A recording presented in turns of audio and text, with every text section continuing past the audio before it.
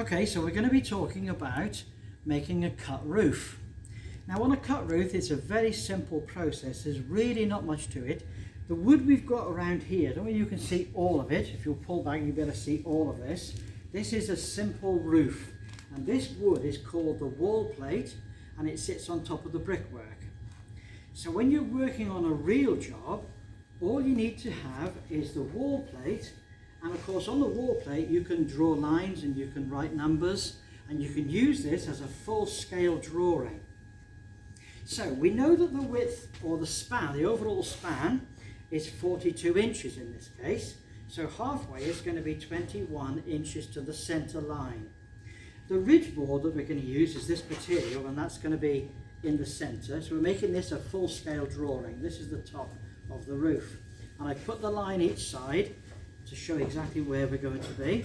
And we want the rise from the wall plate up to the top of the roof. We want it to be 18 inches high. So we've got 2 blocks of wood, and we mark down 18 inches to where the line is and put a cross, and then that's a picture of where the wall plate is going to be. And the same on this side, right the way down to 18 inches, and we put that in place. So once we've got the ridge board in place and the wall plate drawn out on our big map, we now can start working out how it all fits. And what I can do now is I can put this onto here. I'll put that exactly where it is, top of there. Okay, and we can, I'll turn that around, and we can see now that this is exactly right from the wall plate all the way up to the ridge board. So we've turned the wall plate into a drawing, and then from the drawing we actually can mark out what's called the common rafter. This common rafter now, you see, can be lifted up and put into place just like that, and it will sit on here and it'll come up against the next one coming the other way. Now what we can do is we can take this common rafter and we can turn it into a pattern. And I've got one here that I've been using earlier. This is a pattern, and I've screwed 2 pieces of wood on the bottom of it.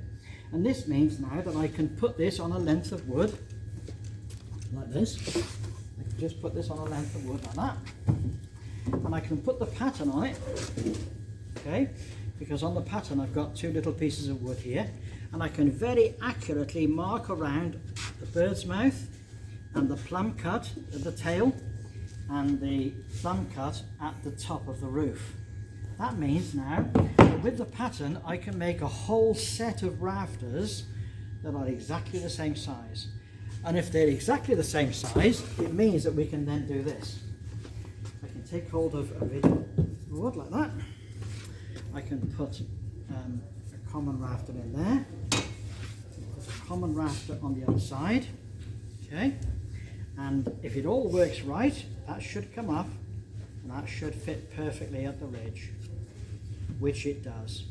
Okay, that fits perfectly at the ridge, and that then becomes our pitch roof.